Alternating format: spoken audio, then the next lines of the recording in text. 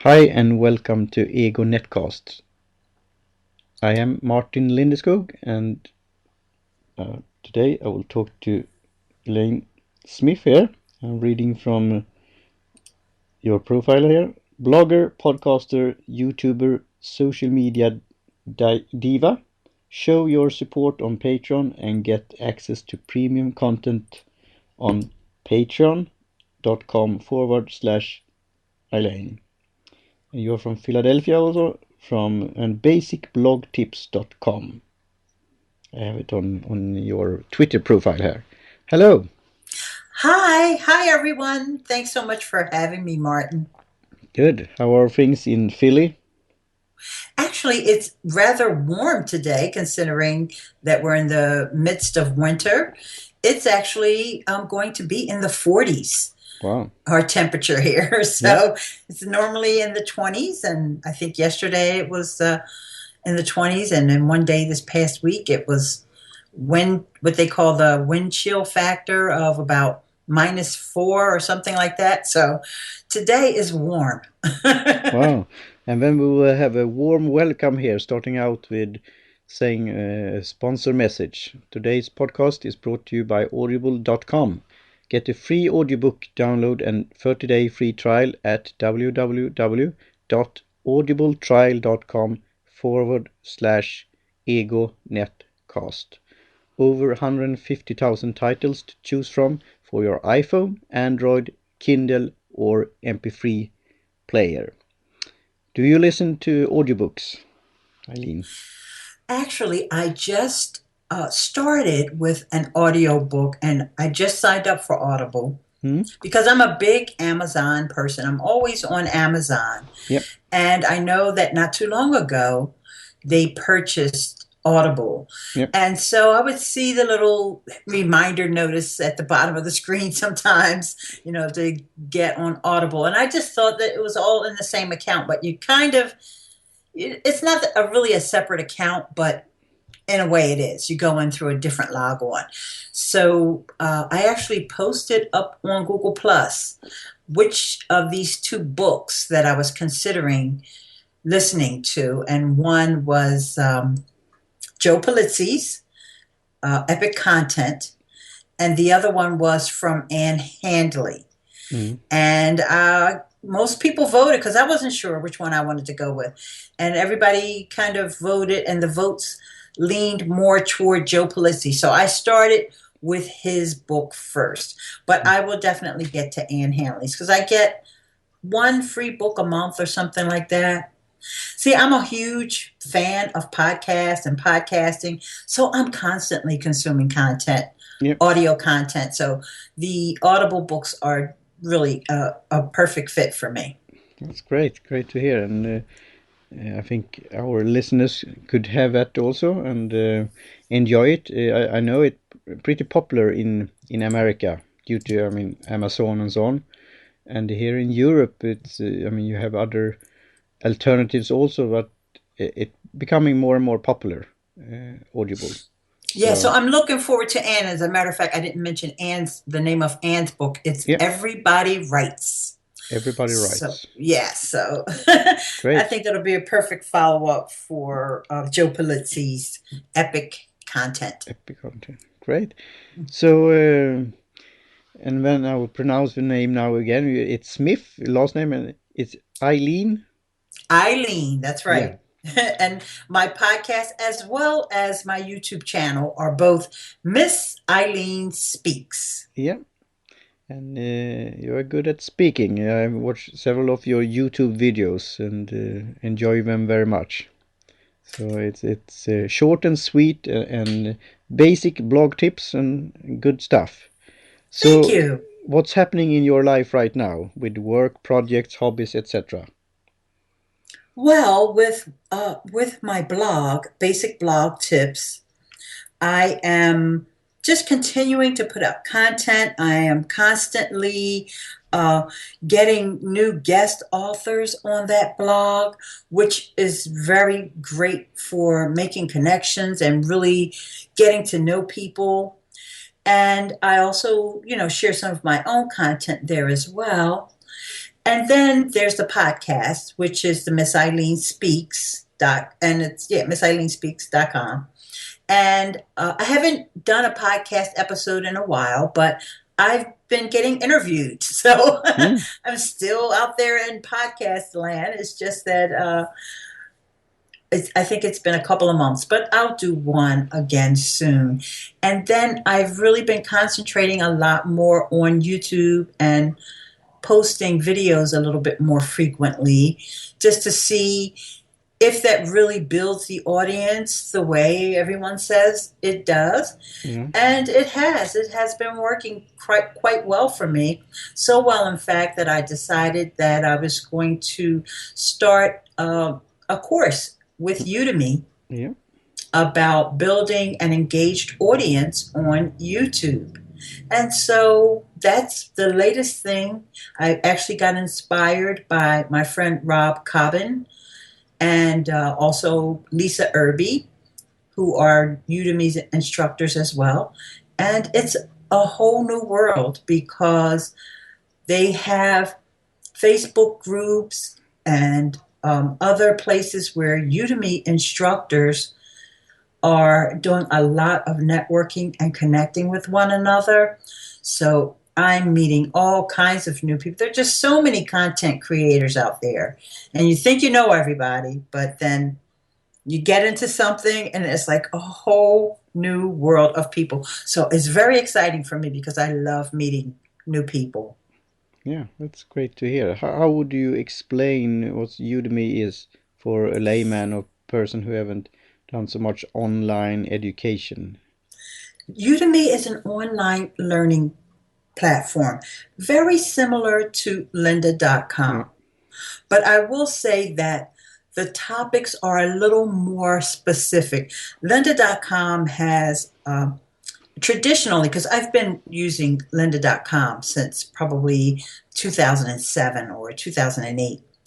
And it started off with a lot of Photoshop and Adobe products and maybe some Microsoft Office things and a lot for designers and things like that. But now lynda.com is starting to branch out into marketing, more in social media and all of that. But Udemy is a little bit of everything. It could be parenting or voice lessons, eBay, e-commerce, all kinds of topics, all kinds of software development and things like that. And now with the mobile revolution that's going on, how to write mobile apps and things like that. So Udemy is a lot more specific to some of the new technologies that may not be quite as popular or well known as something that's on lynda.com. So that's kind of like a movement that I see happening here because we also have a site called Skill Feed, which I'm also using. I'm putting courses up there as well. And then there's Skillshare, there's Coursera. There's just so many. I've started like losing track of all the different platforms that you can use for online learning. But the difference, I'll just compare the difference with Udemy and lynda.com and Skillshare, Skillfeed. Udemy, you pay per course. Now you can go on there and sign up with your Facebook or, you don't even have to set up an account. Like I think I still have my Facebook as my sign-in. And there's a lot of free courses out there as well. But what happens with Skillfeed is that you pay a subscription, a monthly subscription, similar to lynda.com.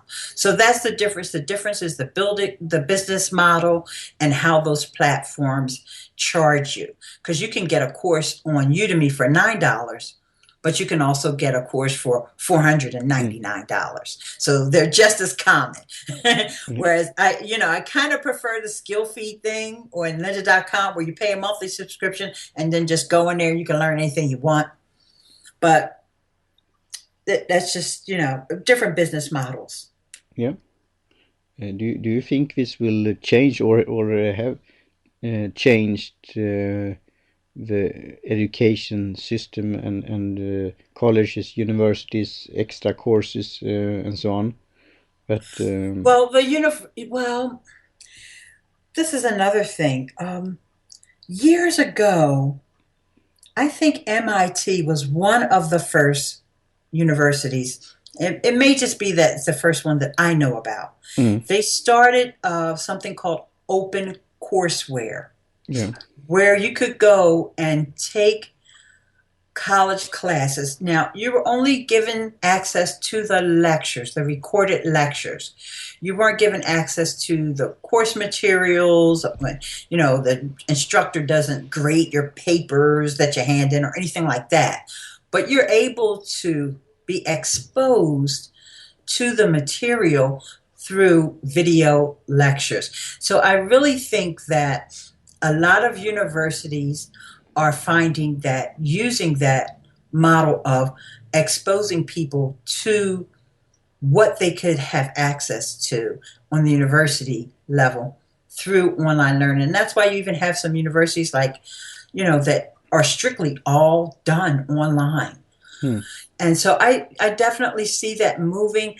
Now, if that actually moves the needle in terms of people not going to college, that still remains to be seen. Because right now, just face it, in the U.S. market anyway, most of these job descriptions now, they want you to have a college degree. Because there's just so many degreed people here. Like even because I actually have a full-time job. And I've been there for 31 years. Okay. I love my job. I'm not planning on leaving. But through the years, I've seen even the entry-level positions, clerks, customer service people, you need a college degree. And it's not that you really need a college degree to do the job. It's just that there's so many applicants. So why not just, you know, put that up there that you got to have a college degree in order to apply. And then that way, once the person gets into a position there, they can easily move up to the other higher level positions where you do need that degree to do your job. So it remains to be seen how long it would take to transition away from the traditional, you know, university programs. But I definitely see the blend, you know, of that mixture of having that online learning experience and people being able to catapult themselves into their own businesses and things like that, just from doing stuff, even what they call YouTube University. You know, people are taking advantage of the opportunity to learn things that you weren't really given the access to before the internet. You know, you could go to the library, but then even when you were in the library, some of the books were already old. So just being able to have access to new technology, sometimes it's free, sometimes it's not, but it's available to you right in your living room. Yeah, and that's great. And I think also for the small business owners and solo entrepreneurs and others that they could develop at their spare time or when at their convenience could be great. And you could improve your skills and knowledge all the time. Absolutely. But when you say, as you mentioned, Udemy and others, they are like almost a whole new world with, as I said, different groups and pages and marketing and internal things. And so it's a learning experience there. Yes. Yep. So what more do you do with projects or things in your pipeline that you want to tell us about? Yes, actually, there is an ebook in the works with my friend Deborah Anderson. She and I are working on an ebook, and it's related to Triber. And for people who may not be familiar with Triber, it's a network for bloggers who want to have their content amplified, and people join different tribes, and those people share each other's content. So there's a lot of nuances and tips and tricks. And because I'm a big fan of the platform, and so is Deborah, so we decided to collaborate on an ebook, and hopefully that will be out maybe by the summer. And I think we will do this to, how do you say, stick out. I will stick out my neck on my own show already, because I'm very interested in words and concepts. And when I first heard the word tribe and triber, I thought it was, I mean, how do they spell it? Is it 2 R's or 3 R's? Two R's at the end. Yeah, that's what I meant. And I So it's heard, not the real world tribe, and luckily I think so in a way, but it's the connotation to it. And I know that Seth Godin have talked about it, to find your own tribe and so on. But in my view, in ideas, a tribe is like a collective and so on, and sometimes that you could follow it blindly. So around half time, and we could already talk about that now, about the trader principle, that you do exchange like individual by individual on a voluntarily exchange. But of course you could then group together also voluntarily, that for example in your area that video bloggers join forces together and do things, or as we talked before the recording here, and also in your bio profile, the service patron that I have joined also, and also you have become a patron of my work, and I have become a patron of your work, and we do it that voluntarily. It's nobody's forcing us. The challenge there, how do you see that we do it labor of love, but we want to be valued in a way also? How would you see that in the future, that you really value other people's work, and how you could exchange this in different ways, like a Patreon donation, or in this case with the, as I said, special name Triber, then that you could jointly join forces and help each other voluntarily, not that you have to, but you want to do it. Yeah, well, you mentioned one thing there that I want to talk about, and that is the YouTube collaborations. And there is a YouTube channel that I'm a big fan of, and this girl's name is Renee Christine. She has the most brightest, bubbliest personality, and she's very, very funny on camera, and so I followed her for a very long time. But she also encourages moms, and her website is Rich Mom Business. And so she encourages moms, you know, and people who have Etsy stores and things like that. And she has little communities on her site as well. And I just always admired her for being, you know, so creative with the way she does her videos. She does characters, and she dresses up in different costumes. I mean, she's hilarious. Yeah. And so one day, we're in a different network, and the network that she and I are both in is called the Social Buzz Club. And so one day I'm not sure if we were on a hangout or if we were commenting back and forth on each other's videos, and she said, let's do something together. And we did. And it was just like a real blast for me, because we weren't in the same room. I recorded my part and pretended like I was looking over at her. And then she filled in with her part with all the funny stuff. And, you know, she likes Cheese Whiz, and she'll take a can of Cheese Whiz and fill her mouth up with Cheese Whiz. Oh, she's hilarious. And so and so we did this collaboration together without really even being in the same room or doing it at the same time. I think I recorded my piece about 2 or 3 weeks before she filled in with her piece. And she has a video editor who spliced it all together. And we actually did 2 versions, one for my channel and one for her channel. And it just worked out great. And it was a great experience. And I think that a lot of people, sometimes people are a little closed in. They just want everything to themselves. But I think that people will find that when they collaborate with each other, and like you and I do with the Patreon thing, and excuse me, like we're doing now on this podcast, and you work together with people, you can get so much more done, and it's also a lot funner. So that you're not working in silos. And then there's also, when you think about Patreon, also think about crowdfunding. And you've got this Kickstarter and Indiegogo and all these other places.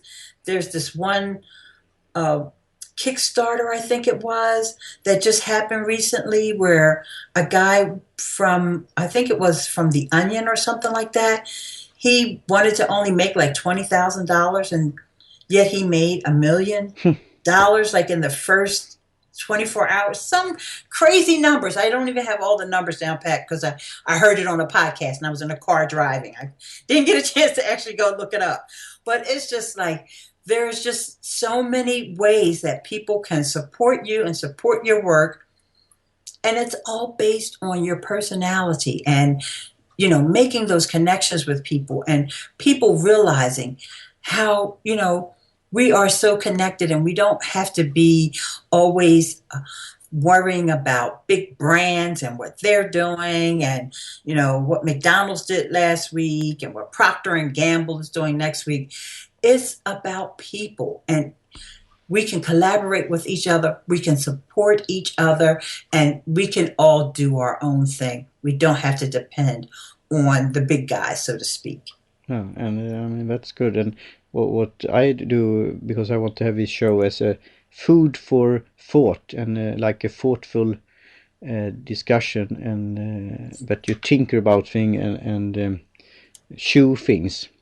And it's interesting. I call it sometimes jokingly to my friends, because I'm for a free market, and without the free market, these kind of things like Kickstarter and other would not be able to survive with That's technology right. and others. And also that I say that I'm for free market and for entrepreneurship, and also for the capitalist society, but I'm a poor capitalist myself. But I still support the entrepreneurs and others that have been successful, because I know that this is this only system that is moral and practical. And then it's funny to see, like I talked to Miranda here before and had an interview, and her favorite book here was Millionaire's Fast Lane by M.G. DeMarco. And then you mention here Rich Mom. That was her show, Rich, like Rich Mom Business. Yeah. So it's I think it's a bit funny, and also a bit how to say, interesting, that it's okay to say it's okay to be a millionaire and to live a good life, and or to be rich. That's nothing bad. And also this new lifestyle, that you could make a buck, but you could also make, as this onion thing, instead of 20,000, it may be 1 million or whatever. Right. And that's fascinating. And that's what I want to spread, what we have now done. Promoting, spreading the good word for Patreon. Maybe you and I will not get the big dollars there, but if we could get now and then for a cup of tea, or for to buy a new equipment, or whatever it is, that will work along in a good way, and one thing could lead to another. That's right. So please repeat again then where people could find you on Patreon and watch your things, because you have a special deal there also that we will include in the show notes. Okay. Okay, before I do that, I have to correct something, because it actually is the oatmeal. Oatmeal, yeah. The oatmeal, not the onion. I know him. I'm glad. He's funny like onion, but it's oatmeal. Yeah, I know this. Oatmeal, Yeah. right. And so I'm glad I looked it up before we got off, because I don't want that to stay in the recording. No, that's okay. And we will put both onion and oatmeal in the show notes. That's right. So, okay, this is what my Patreon, and just I'm going to kind of be a little tedious here and spell that out, because Do that, a lot of please. times when you hear stuff, especially if you're driving, you're listening to this podcast, it's Patreon. So it's patreon.com. And then my name is pronounced Ileane, but it's spelled unusual compared to most people. It's ILEANE. So I'll say it one more time. ILEANE. So it's patreon.com/Ileane. And when there's a couple of levels that you can donate. Of course, you can donate as much as you want, but it's a monthly donation, and you can do it at the $1 level or the $5 level. And one of the things that I offer to anyone who becomes a patron is free access to my Udemy course. Now, my Udemy course right now is selling at $79. As I add more videos to that course, the price is going to go up. And I'm also going to post additional Udemy courses. I definitely want to do one on social media. I'll probably do one on that is a result of the book after Deborah and I write the book. That'll be on Triber. There's one I'm going to do on images for your social media and how to make better images and so forth. And anyone who's a patron on Patreon will have access to all of that stuff. They won't have to pay the price over at Udemy. Yeah, that's a great deal. And you could also, because now I'm a patron of you, and then if I click on patreon.com/Lyceum, then they could see who is a patron giving me support and who I'm supporting. So you could go there to others also. So that's neat. That's right. And you know what? That reminds me, one thing I do want to mention, because you and I met on a similar site where bloggers get together and support each other, and that's Biz Sugar. That's correct. We've been members of that site for years, and I remember when I first heard about it, and then I talked to Anita Campbell a few times via email, and it's a great way to collaborate. And if it wasn't for Biz Sugar, I think it's fair to say that you and I probably would not have met. No, and I thank you for doing this plug, because I didn't ask you to do it, and I'm one of the moderators there of Biz Sugar, and I'm very happy about that community there and the site, and belonging to the Small Business Trends group of sites. So, and you are right there, because you follow along and you comment and you get news and information and share things and learn things. So it's a great exchange, voluntarily and freely. So you're right there, and thanks for mentioning that, and that people could check out Biz Sugar. And you're very good at pronouncing and spelling, so you could spell that out also for the listeners. That's BIZSUGAR. Yeah. Biz Sugar. Correct. So that's great. And I will repeat it again. It's a great value and offer from you that they could get this if they become a patron of your works. In my case, if people will support me, I will send them extra material and so on, and also shout out the links. And I have set up a bit like a funny thing also, like oatmeal or onion style humor.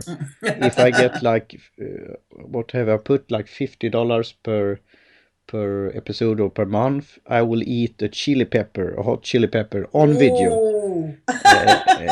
Because I like spicy food, but it's more like a fun thing. Right. And if I give more, if I give like $50, I will all included, and I will send my own tea blend to the listeners, so they could enjoy a nice cup of tea and listen to podcasts. And that's the funny thing. I mean, you could do all kind of perks and gifts in a humorous and a light-hearted way, because we will continue doing what we are doing, even if we don't get any patronage or support that way. But we don't say no to it, and we appreciate it very much.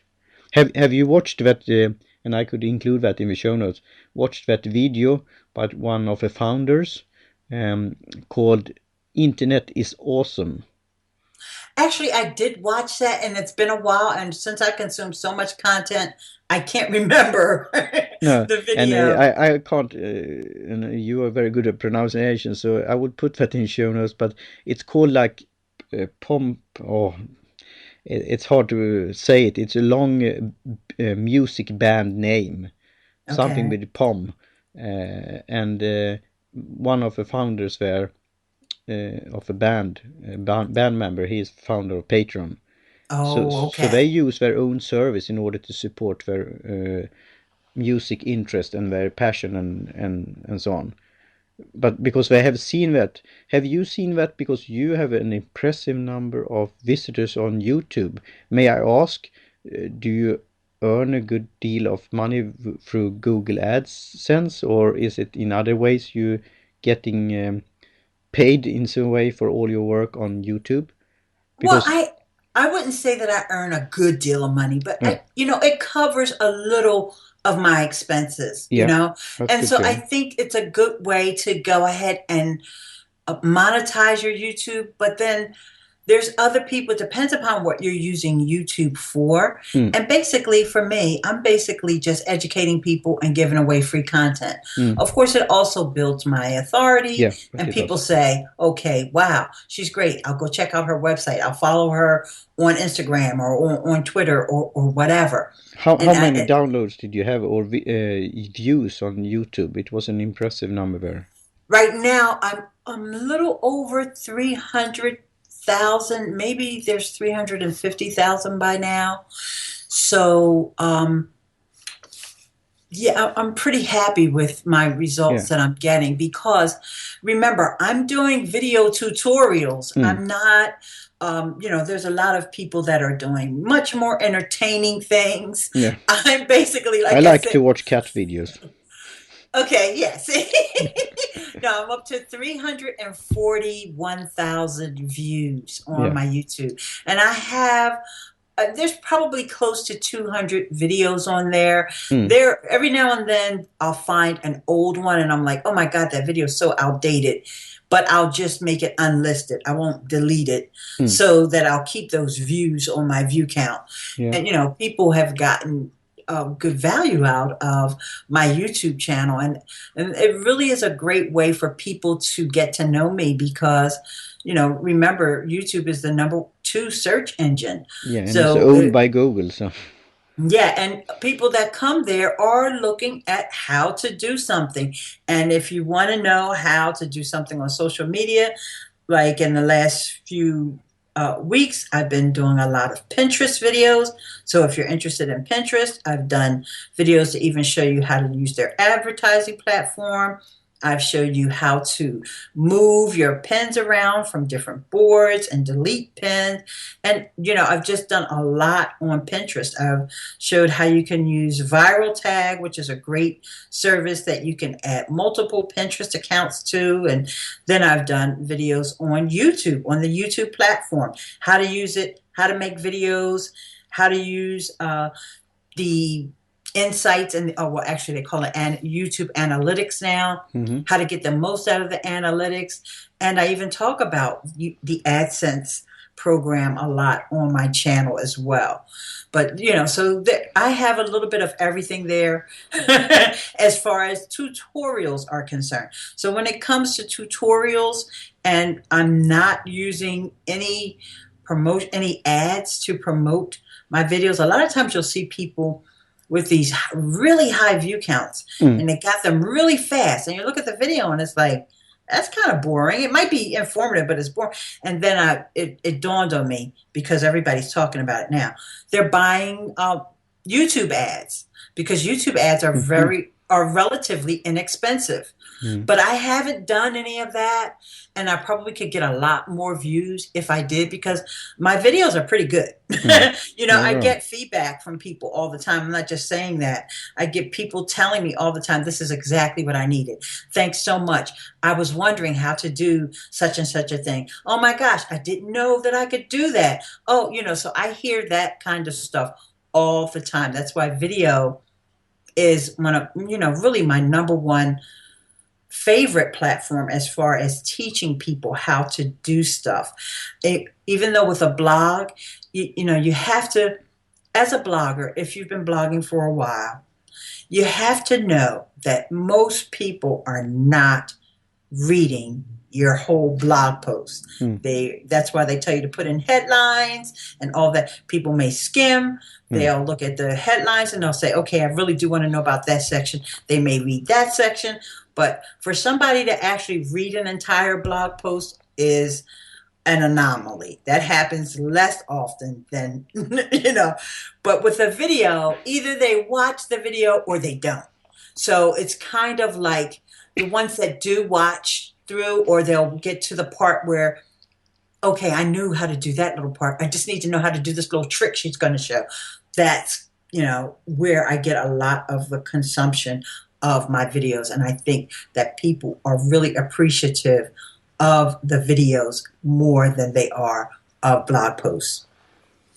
Yeah, and that's, I've been a long time blogger, but that's how I want to develop also with the podcast, that you could listen whenever you want, when you're doing other things also. Yeah, and everybody. And then you could, of course, include it in a blog post, because we have heard about the so-called death of blogging, and then it was video for a time, but it's your own hub and your own place.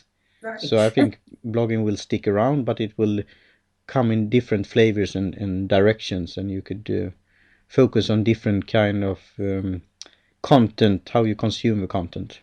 That's right. And everybody has their favorite way of learning something, and for me, it's always been video, but I also love the audio, because the audio allows you to multitask. Yeah. So, like I said, I listen to podcasts in the car on the way to work, and even with the audio books, like from Audible, I can listen to them when I'm taking a break from the computer, and I may be laying across the bed or just sitting up in my chair, but I can do something else, or I could be cleaning the house, but I could still consume that audio content. And with a written blog post, or even a book, or even a Kindle book, you really have to be devoted to just doing that. Yeah. So it's all about what your preference is, and that's why I think it's wonderful for content creators to produce different formats of content, because you reach different audiences based on people's preferred learning styles. How I will have a follow-up 2 questions there. How do you make it fresh if you and update it with a twist if you have same content but in different platforms and different how you view it? And also, do you have tips for me, like a podcast with audio? I will continue with audio, but I'm thinking of doing audiovisual and video also, but I want to do it not only because I have a possibility to do it. I want to add some extra value.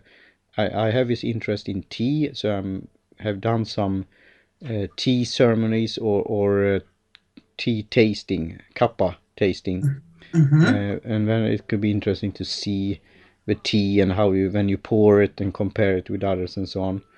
And then of course it's a bit technical to do it if you do everything yourself, to video camera and record it and pour at the same time and so on.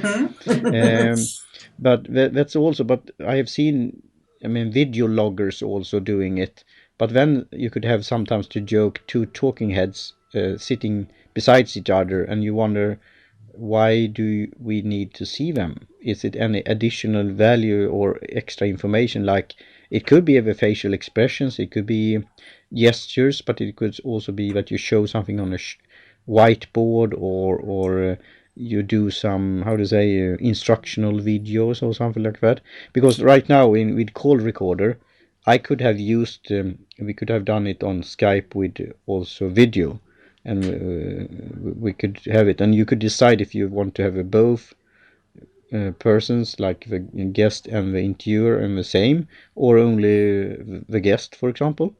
So I will play around with it, And now lately I will get this additional version with because I have a Mac, but you could do it on FaceTime also. So do you have any comments and thoughts about that? Yes, I think that it's good to mix it up.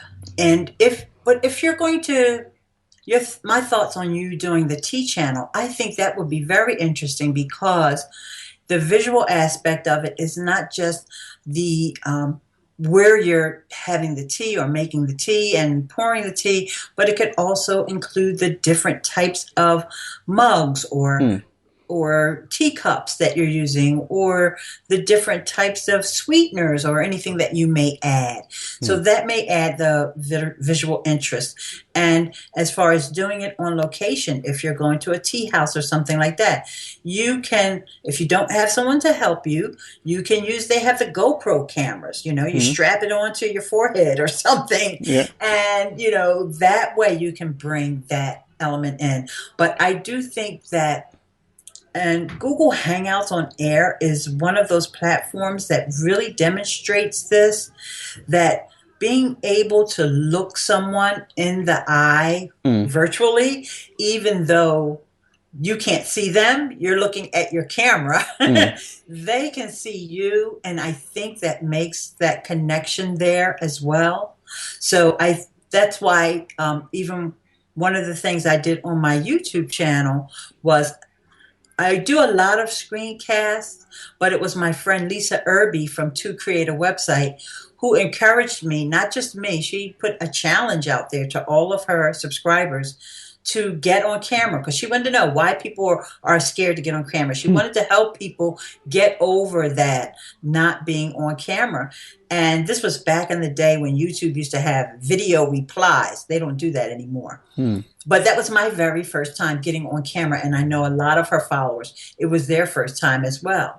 And it brought out a different side of us because we were able to vent, get that off our chest. Okay, this is why I don't like getting on camera. Like for me, it was, okay, I might have a bad hair day or something like that.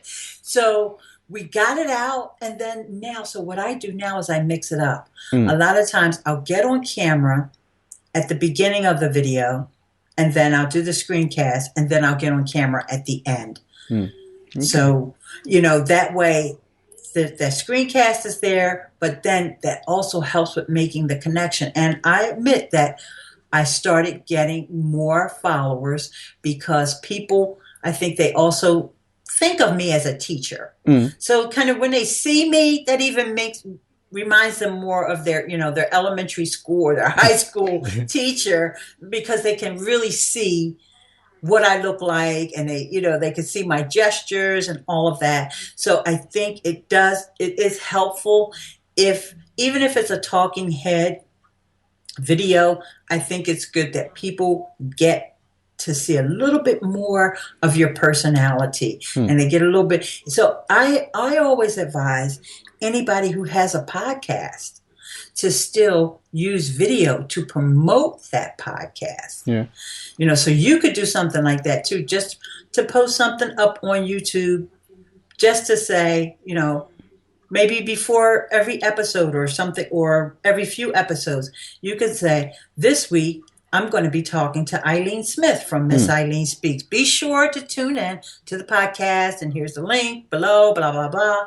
And just so that you also attracting that extra audience from YouTube, you can also embed that into your blog post. And, at the same time, you're still sticking with your audio content, but it's an extra way. And Instagram is another way that's good for this. And I've done this on Instagram a few times. It's great because it's only 15 seconds. So, you get on there, and what I did a couple times, I promoted an upcoming YouTube video. And actually what happened was I was recording something, and it was really a blooper. Yeah, you're reading my mind, because I was thinking of saying that could be one use of video. It was really a blooper, but it was maybe about 20 seconds long. So when I put it on Instagram, I put it up the 15 seconds before the blooper part, And then it kind of like cut in the middle of my sentence. And then that made people interested, or, they thought it was funny or amusing, because it was like, in this video, I'm going to show you how you can. And then that was the end of the video. And then I just told people, be sure to come over to my YouTube channel. And it keeps people on Instagram in the mind frame that, okay, we know this girl has, posts all these inspirational things on Instagram, but she's also a blogger and she's got YouTube. So whenever I'm on YouTube, I would look her up or whatever. So, and a lot of my friends on Instagram, they already know me anyway. So. Yeah. That's a great tip. Thanks for that. I will think about, because I was thinking of the blooper thing or some extra material, because I will have a standalone app for my podcast here in the near future through Libsyn. So that you could add extra material, and then video could be one thing, or PDFs or some other things. So that's a very good thing, and I like Instagram a lot. I'm not so often on camera myself, but I've started now. Will do it, and that could be an inspiration or tip from Chris Brogan, because he said he takes his selfies now and then, and I mean you get then this connection. So you could do that, and then you, as I said, you could use Instagram for a short video clip also. So that was a great tip. Could you explain that also a bit about, because that I would either take a Udemy course or one of your YouTube video clip or something like that, how you do a screencast and what kind of different tools it's out there. Could you explain that a little bit, what the screencast is and how you could use it? Yes, actually I use a tool called Screencast-O-Matic. And I used the pro version, but guess what? It's only $15. In fact, I taught my daughter how to use it this morning because she wants to start doing classes on Udemy. So it's, you could just extract that video, you download the MP3 file. And like I said, if I'm going to put it up on Instagram, I use an app because I'm an Android person. I use an app called AirDroid. And AirDroid lets me take any kind of files that are on my computer and put them onto my phone, through Wi-Fi. So I don't have to, plug in my phone and transfer files that way. So you do it all in the cloud. And so that's what I use. And then there's also ScreenFlow. That's another one that I have. I haven't used it as much. I used it a couple times for intros. But because Screencast-O-Matic is just drop dead simple, I just use that. But you can use anything if you've got. You can use what's native on your computer, iMovie, or if you're on a PC, it would be Windows Media Player or Windows Media Recorder, I think it's called. But, there's so many ways that you can easily record an MP3 file. You can even do it on YouTube. YouTube lets you record from your webcam. And you can even do that on your phone as well. There's a YouTube capture app, I think, on your iPhone. And I'm not sure how it works on Android, but there's tons of recording apps that you can get to just go ahead and record yourself. And then, you can use them on Instagram or what have you. Yeah, that's great tips there. So do you have any future plans? And also leading up to that, suggestion on topics and future guests. Who would you want to listen to? Oh, on your show? Wow. Yeah. I really enjoyed your interview with Pierre, and I enjoyed your interview with Sandrine as well. And it's been a while. I think you were on Blog Talk Radio back when you interviewed. So I've done this long journey also. So when you said I haven't done a podcast for a couple of months, don't worry. I mean, that's That's okay. So, and Yeah. I like Blog Talk Radio also, but and I think that this is what I like as a social media evangelist, like to talk about, because I have some experience since starting in 2006 with podcasting and blogging in 2002. It's development, involvement, and you could pick and choose different platforms. So I've tested several of them, but now I using Libsyn as a host. It was mainly you could find others, and that we discussed, Palle Frid Svensson and I. But what I like with them is they have been in the podcast movement for a long time. They have been a supplier vendor for a long time. They really are passionate about this platform and media and so on. Yeah. So it's great to see that. But Yes. I it's very use good Libsyn that you too. have had experience from other platforms also, and also that you always look at them and see what they are doing next and so on. So, Yes. for Because example, I've been using SoundCloud, but often I do that after I have uploaded and so on. And then maybe some days after or a week after I upload that too. I do that, and because I use Libsyn as well, but I also use SoundCloud. Mm. And there's another service called Spreaker that I Yeah, I use, haven't tested that one yet. and Audio Tool. It used to be called Audio Boo Yeah, FM, but yeah, now it's Audio Tool. yeah, I actually like them a little bit better than SoundCloud, but I yeah, know that most when I say that I like them better, I mean that it's much more affordable. yeah.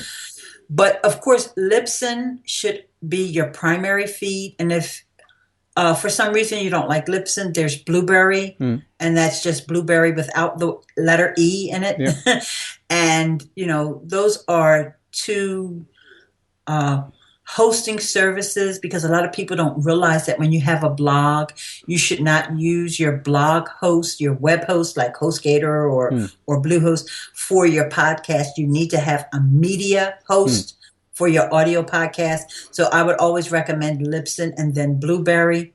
But these other platforms are ways to get more exposure. So you could take those same files after, like Martin said, after you've already uploaded to Libsyn, and maybe after it's on iTunes for a while, then you can put it on SoundCloud. yeah. You can put it on Mixcloud is another one that's really Mm-hmm. fun.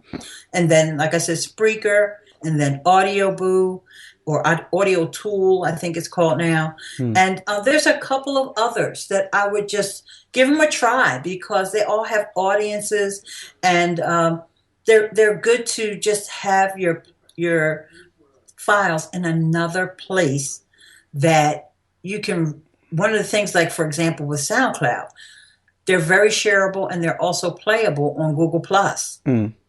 And that might be something that Libsyn's working on one day. Yeah, I But right think they now do. Yeah. they do have it on where it will play on Facebook, and I don't know what Twitter's coming out with. Twitter's even talking about having video, Yeah. their own video. So I haven't got it rolled out to my account yet, but I know it's coming. So that's something else that's going to be interesting. Mm, Hootsuite, speaking of SoundCloud, Hootsuite actually has a SoundCloud app.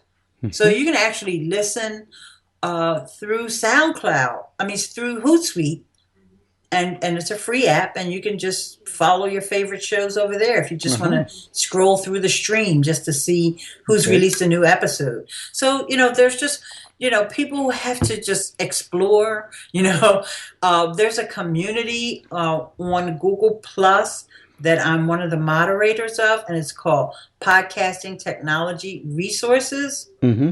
And so if you're interested in podcasting, that's a place to hang out, and all the big podcasters hang out there, like Dave Jackson from School of Podcasting. As he and we chat quite a bit, and he is going to be the head of podcasting at the New Media Expo in April. So, there's just so much out there. And I really want to encourage people not to get stuck with one platform. Yep. I agree. A lot of these tools are free. There's one called Buzzsprout that I haven't even tried yet. But, there's just so many tools out here that people are realizing the power of podcasting, and so there's been a lot of attention. But at the same time, there's some out there that I would avoid, and I would try to avoid any of these tools that just seem to have come out of nowhere, and people want to talk about podcasting and they don't even have a podcast yet. So you got to be careful. So kind of stick to the ones that you just heard me mention. Yeah. Like the Libsyn, the Blueberry, SoundCloud, Audio Tools, Spreaker, and Stitcher. When Stitcher, you actually you don't actually upload your files to Stitcher. And the same way you don't actually upload your files to iTunes. No. That's why you need Libsyn, because Libsyn will host the files and they'll give you a feed, and then you give that feed to iTunes.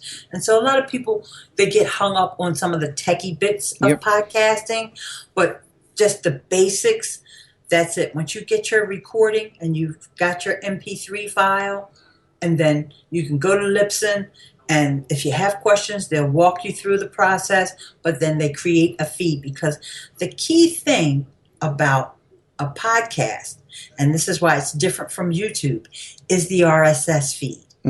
Now, you can get an RSS feed for your YouTube channel, but it's not a valid one that's recognized by iTunes. So iTunes kind of runs the show when it comes to podcasting. If it's not good for iTunes, it's not really a podcast. And that doesn't mean, now, with all that said, I don't want to ever discourage anybody. If you're just using SoundCloud, or if you're just using some other app you found on your phone that's free, go ahead and do that to create the content, to get used to producing content and making your content better and making sure you add value every time you get on the mic. Even though that may not be valid, and it may not be a real podcast, and it might not be iTunes specific, work your way up. Take baby steps and work your way up. That's great. Good, very good advice. So we'll wrap it up in a bit here and say how, with this Patreon thing again, to repeat that, how listeners and readers or fans of EGO NetCast, how they could get some extra material from you. Or from my Patreon, from my Patreon, which is patreon.com/Ileane. They can get, and in addition to access to my Udemy courses, I'll probably send other material over there as well. And it will also be like what people are looking for. My other patron, he mentioned that he has a client that needs some help in a specific area. So I'm going to be chatting with him.